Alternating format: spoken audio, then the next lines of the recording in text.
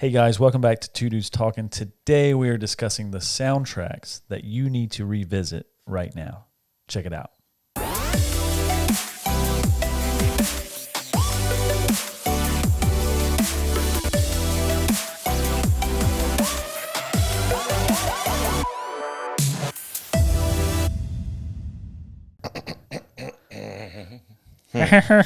Bumblebee. What's up, Josh? Bumblebee. Sorry, just getting my karaoke skills warmed up for the crowds today since we're talking about soundtracks. Soundtracks you should revisit. Now, I do want to clarify.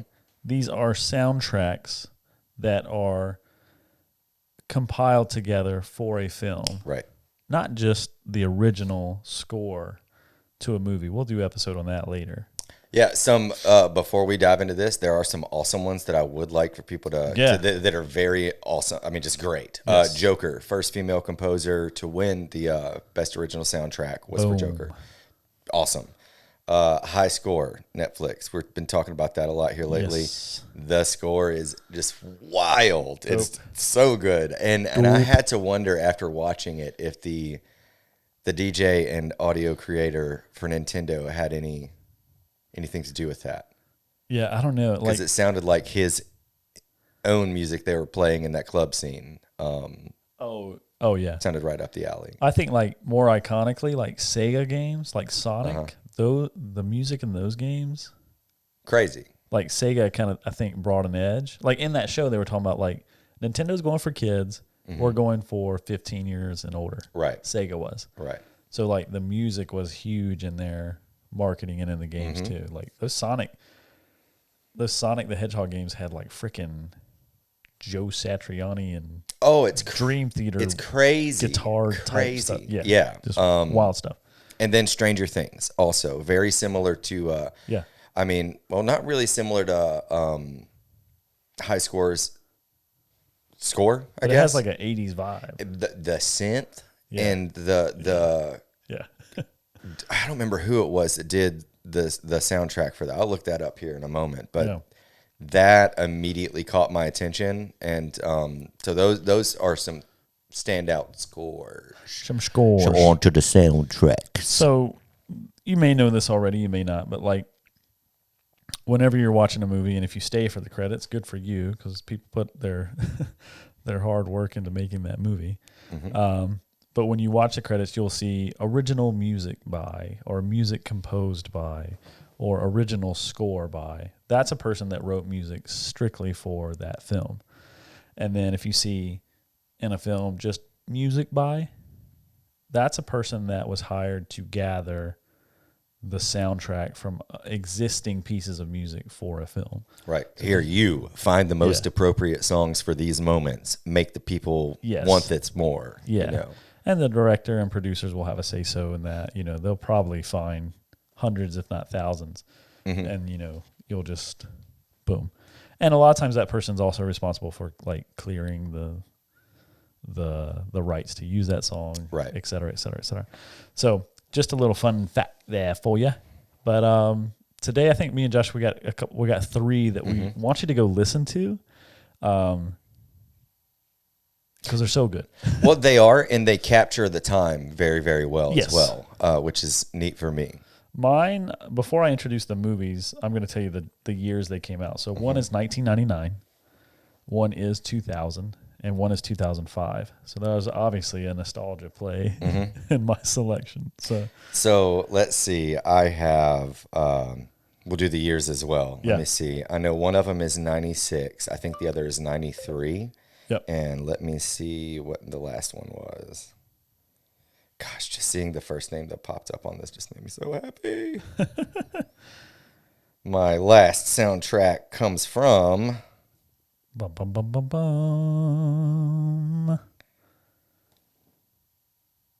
2014. Oh, there you go. And there you have it, folks. All right, so my three movies are soundtracks that you should revisit right now. Don't go watch the movie for sure, but listen to the music compilation. You may enjoy the soundtrack as much as the film itself. Yes. So number one is American Pie, 1999. Number two is 50 First Dates, 2005. And number 3 is Almost Famous, 2000. All three great. Super great. Mine, 2014, Guardians of the Galaxy. Boom. That thing is bomb. Crazy. So good. Let's see.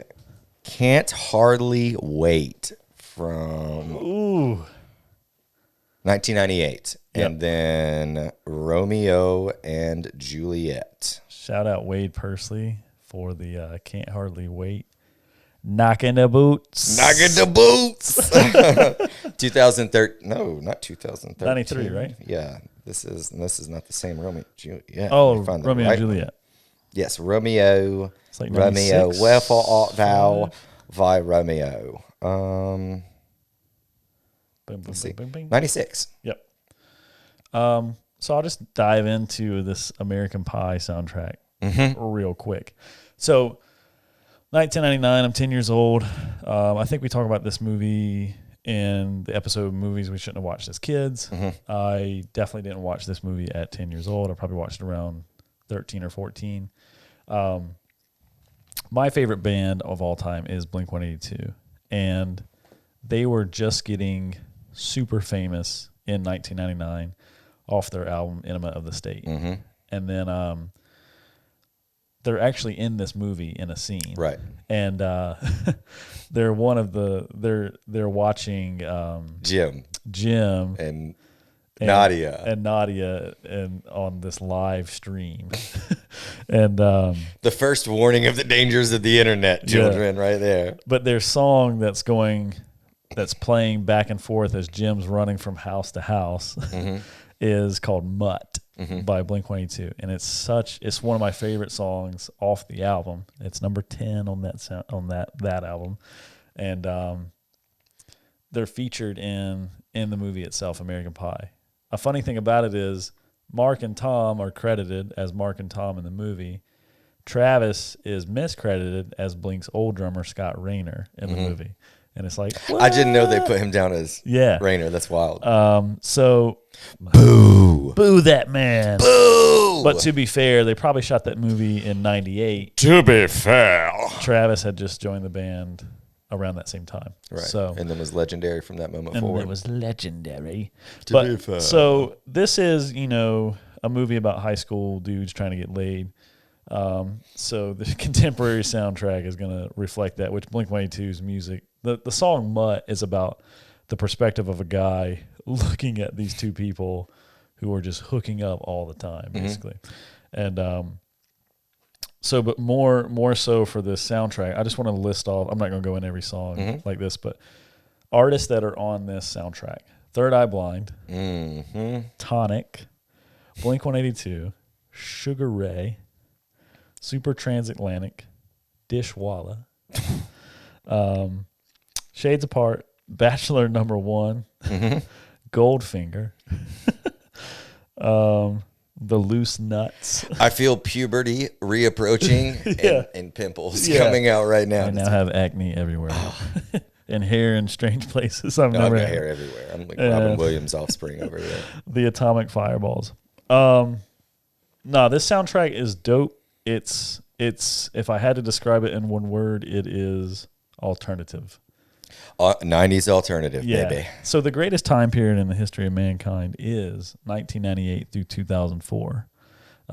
We'll talk about that later. But it's music, movies, TV shows, pop culture in general. I have to disagree because I know that Matthew Broderick made at least one movie in that time period. So yeah, they're the demons still slip in and out every now and then. So, but this soundtrack is nostalgic for me in many more ways, not just directly related to the movie, but it is the perfect soundtrack, the background track of those types of moments. The exploration of your young adulthood, and all the mistakes you make, all of the dumb things you say. It's funny, talking about Blink-182, that was the first band that ever got me into trouble. Oh yeah. Oh yeah. Like someone with the parent. Oh, your mom's like, "What are you listening to?" Oh yeah. Yeah. So do you remember the song? This is off their next album, "Take Off Your Pants and Jacket," which the title alone is funny. It's about airplanes. Yeah. But what's wrong there's with a song taking called off? "Shut Up" on that. Yeah. And it's about a breakup between the guy and a girl. Mm-hmm. And the first line is "Shut the F up." Mm-hmm. And I'm listening to this in my friend Gage Thompson's house at the time, and his mom hears it, and they just go off on me. Oh yeah. They're like, "What are you listening to?" I'm like, "Well, A, the greatest drummer of my time, Yeah. and B, my favorite band." Pull up a seat, why don't you? Yeah, I've got a lot of discography here for you. No, yeah, I mean, yeah, So yeah, no, to put this into perspective too, like my first concert ever, my first big one was Jimmy World opened up for Green Day, and then Blink-182 closed it out. Right. In this time period when this movie was coming out. 2002 Pop Disaster Tour. Mm-hmm. And which was hot off the heels of the Mark Tom Travis show, which I mean, all these things were just, they capture, like you can look at that movie and its soundtrack and you can re-envision like 80% of your high school right there. Oh yeah, yeah. This is like ridiculous. So in American Pie 2, and I want to move on because but I don't want to take too long on it. But like the second American Pie 2 is they feature another Blink-182 song. It actually comes on in the opening credit scene. It's Every Time I Look for You. Right. And that's one of my favorite Blink-182 songs. It's like so anthemic, you know, just like let's go, you know. Yep. Every time I look for you, the sun goes down. Oh, I love it. But yeah, so American Pie, number one for me. Not number one, but just the first one out of the three. My first choice. I was gonna do a different one, but I'm gonna switch it back up here. So this one is very, very similar to yours. Okay. Can't Hardly Wait. Oh, so good. Great movie. Knockout cast. I am gonna pull up the cast of this movie because it is just outrageous. Cannot Hardly Wait, 1998. Man. Seth Green. Yeah, Seth Green, Jennifer Love Hewitt, Ethan Embry, Pete Bombshell. Yeah, Peter Facinelli,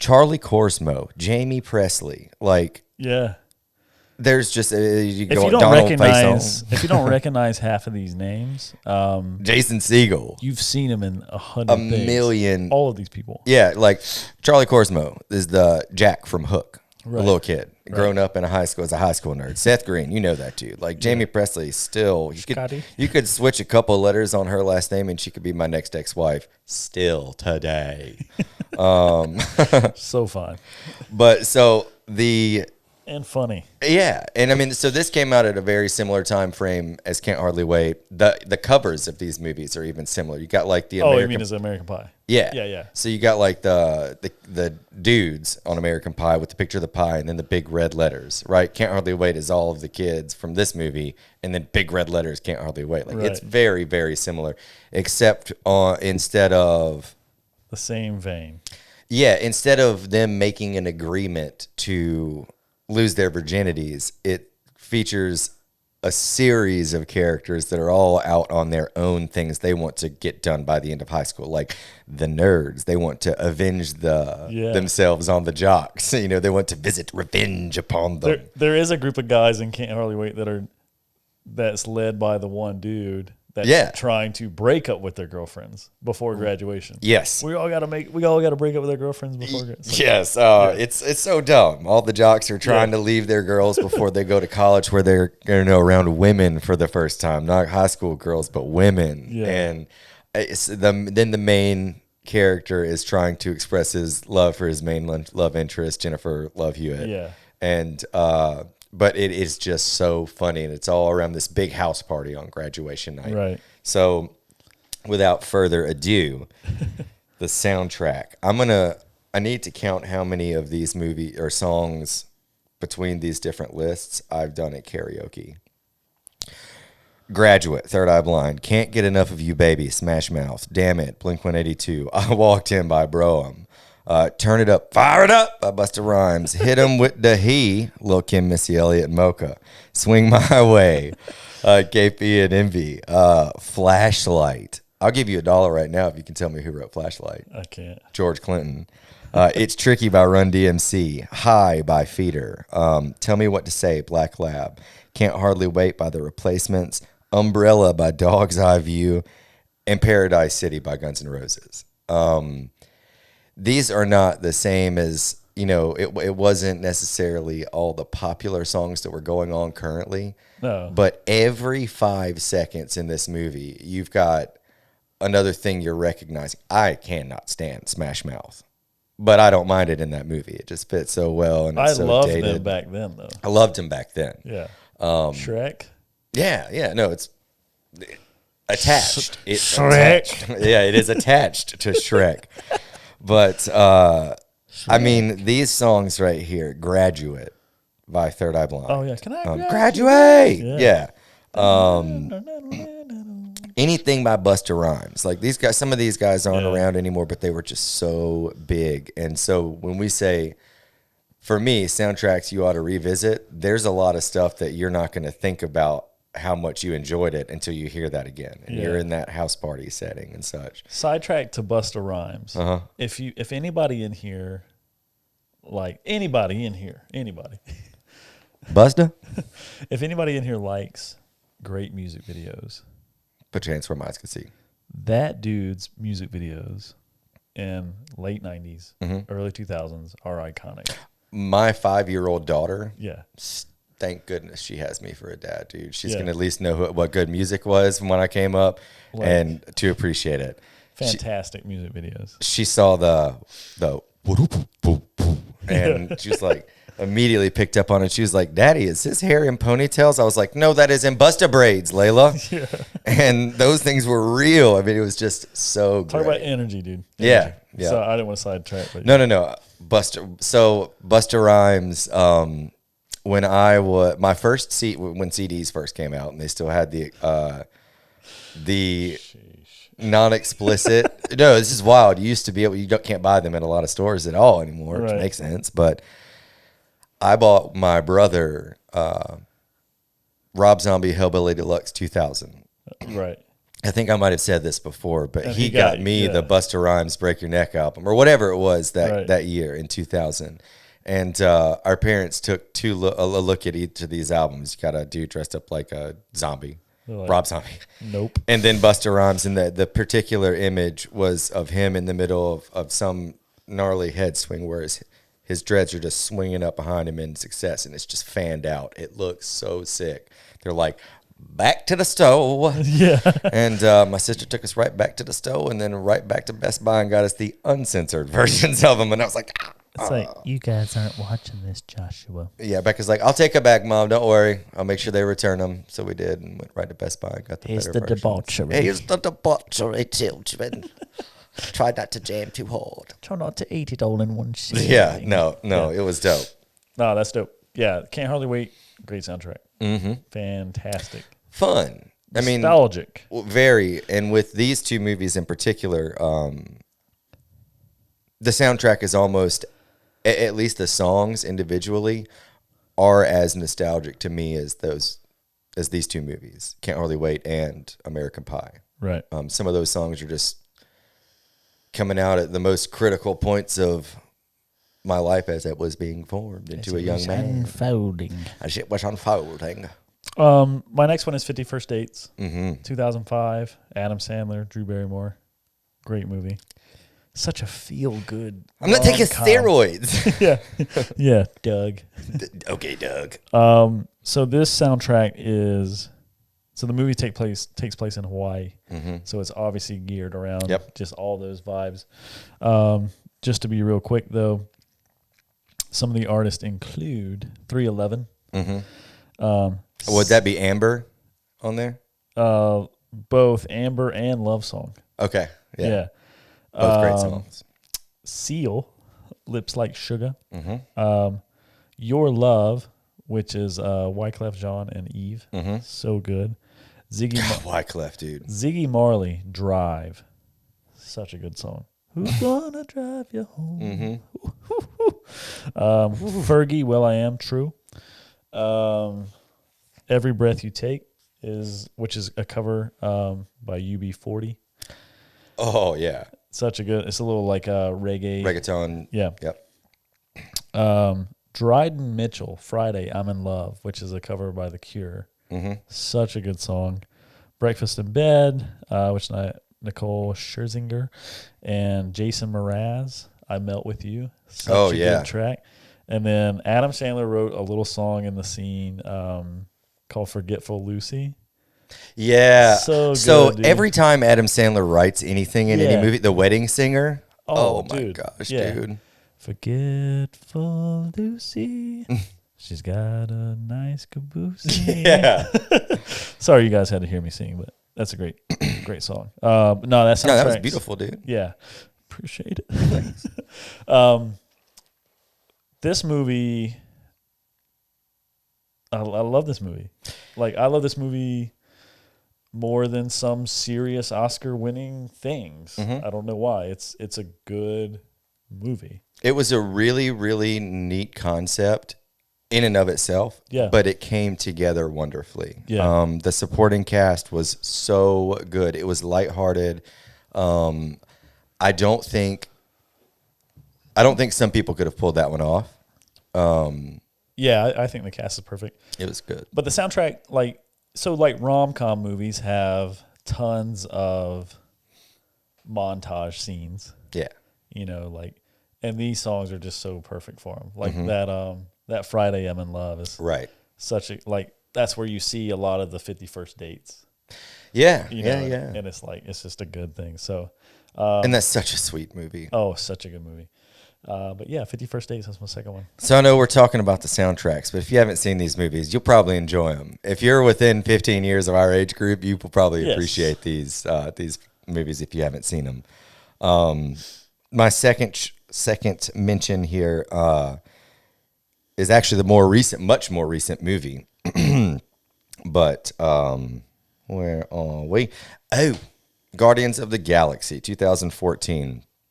Excellent. Okay.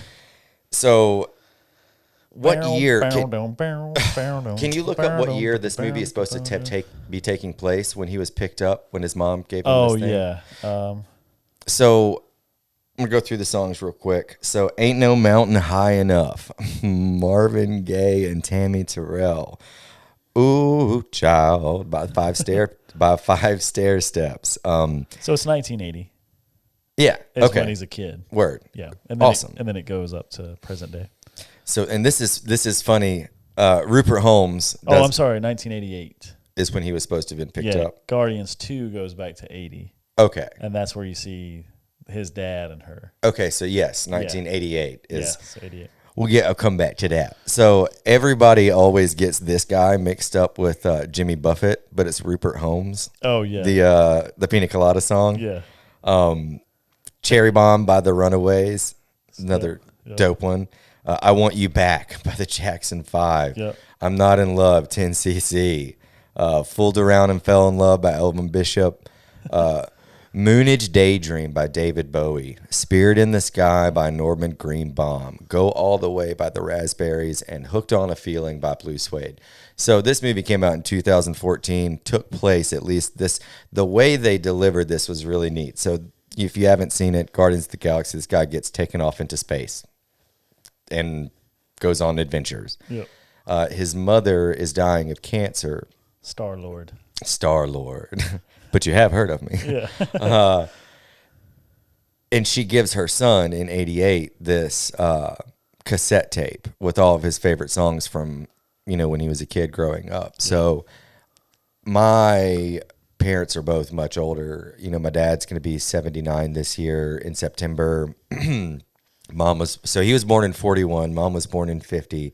And all I heard until my sister exposed us to modern day music was oldies. Right. Whether that be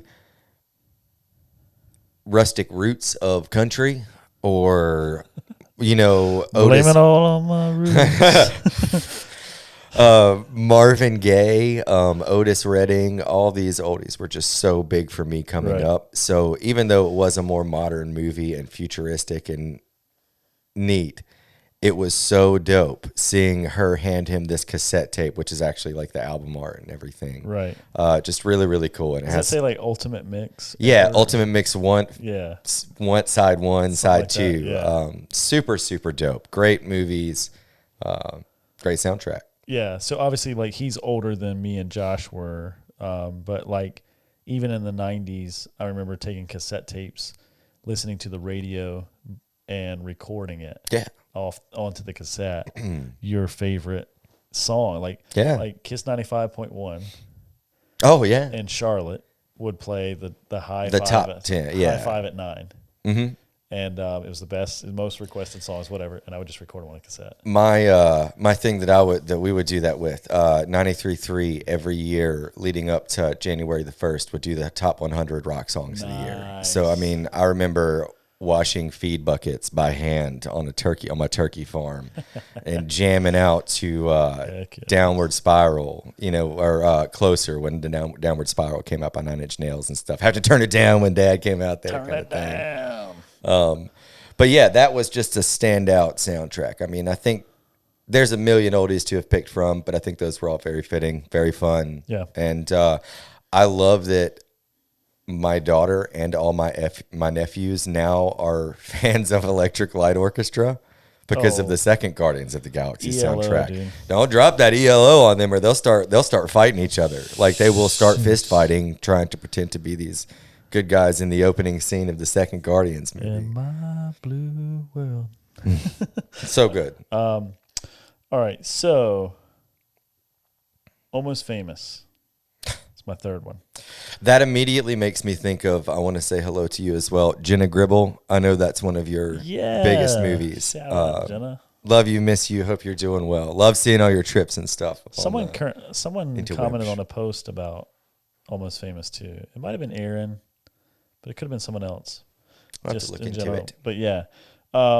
So Almost Famous is taking place in 1970, 71, 72. Mm-hmm. In the rock and roll era, or as Philip Seymour Hoffman, R.I.P., so eloquently states in the movie, he's like, "So you like rock and roll?" Kid's like, "Yeah." He's like, "Too bad it's over." Yeah. It's the funniest line ever. Philip Seymour Hoffman was great. Yeah, but this kid goes on. It's actually about Cameron Crowe, who is the director of the film, and some of his earlier experiences as a kid. But he goes on this tour with these rock bands, and he writes for Rolling Stone magazine. And so I, having parents like Josh that listen to older music, or or just growing up naturally listening to the music of their time, 60s and 70s. Right. It's mainly 60s music because this film doesn't go past 72, I don't think. And so you've got some really good music in this film. So just real quick, because we're kind of getting close on time, I don't want to spend too much time. There's Simon and Garfunkel, The Who, Todd Rundgren. Yeah. Yes, The Beach Boys, Feel Flows. Amazing song. Go listen to that song right now. Fever Dog, which was written for the movie. Fever Dog. Scratching at my door. So good. Rod Stewart, The Seeds, the Allman Brothers Band, Leonard Skinner, Led Zeppelin, Elton John, The Goat, Nancy Wilson, David Bowie, Cat Stevens, Clarence Carter, Thunderclap Newman. Amazing soundtrack. Again, every time I hear David Bowie, I love that dude. And that guy, let me tell y'all something right now. That dude has been speaking out on things that we're talking about right now, today, about everybody having their equal place at the table. That dude has been speaking out for everyone and their place at that table since we've had an entertainment industry, and I love him for that. R.I.P. David Bowie. Yeah. He brought a lot. The soundtrack's great. It's a period piece like any other great period movie. You're going to have a great soundtrack. This one is probably the best, in my opinion, out of any period piece movie ever. Word. So, yeah. It's a heavy accolade, and that's Almost Famous. Almost Famous. As always, check these things out. If you don't trust us, check them out for yourself. Let us know what you think. I'll fight you. I will fight you. So yeah, not really. He'll make me fight you, and I'll fight you. So this last one is a little more, I'll say nostalgic. It's a little bit nostalgic. It's the 1996 or 93 Romeo and Juliet. With Leonardo DiCaprio, Claire Danes. It's a ton. So we're all music people. Everybody has their own. Everybody loves music. I was in the choral program for 4 years. Sang on 2 cruise ships for the governor of South Carolina a couple of times. Competed. Yeah. And won state and national championships. We won international championships on some of those cruises. Got to that was in high school. Out of high school, got to Fort Campbell, was on the radio. Whoop, whoop. Got on a karaoke contest, wound up singing at Clarksville, Tennessee's Beer Fest or Brew Fest on the river. It was dope. Came in second place to a girl with big hooters that sang Miley Cyrus in a classic rock karaoke contest. Big ones. Anyways. He's a little salty, folks. I love some good music, but this soundtrack probably isn't going to reach everybody. You may not have seen this movie, but it's a really, really good retelling of the story of Romeo and Juliet. It's very unique. Very contemporary and way ahead of its time, in my opinion. Very good. Number 1, Crushed by Garbage. Local God by Everclear. Angel by Gavin Friday. Pretty Piece of Flesh by 1 Inch Punch. Debbie from Shameless, when she was hung up and fixated on death, was walking around singing a piece of this song, which I would not have ever known if I hadn't seen this. Kissing You by Desiree. Whatever, I Had a Dream by Butthole Surfers. Love Fool by the Cardigans. Young Hearts Run Free by Kim Mizell. Everybody's Free to Feel Good by Quindon Tarver. To You I Bestow by Mundy. Talk show host Radiohead. Little Star by Stina Nordenstam. You and Me Song by the Wannadies. And that's it. That's a dope soundtrack. It is, and I would really, of all the ones that I've talked about today, of my 3, that's the one I would recommend. Everything else is recognizable. This soundtrack is moving. Yeah. It's not score. It's not something someone created to make you feel it. Right. But man, it's very emotional. It's very relatable.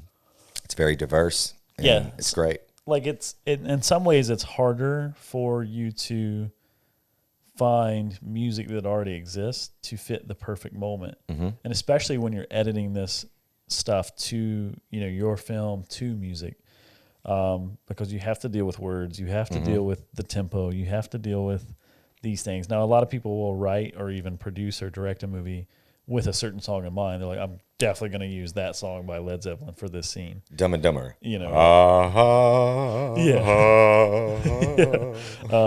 But sometimes it's harder to find the perfect piece of music like that versus coming up with something to fit the scene. Getting a composer to write it. So it's 2 challenges.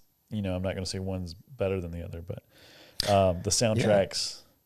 They're dope, man. They both have a very, very valuable place, and that's why we wanted to share ours with you guys. I would say check those out. Those are great movies, all 6 of them, and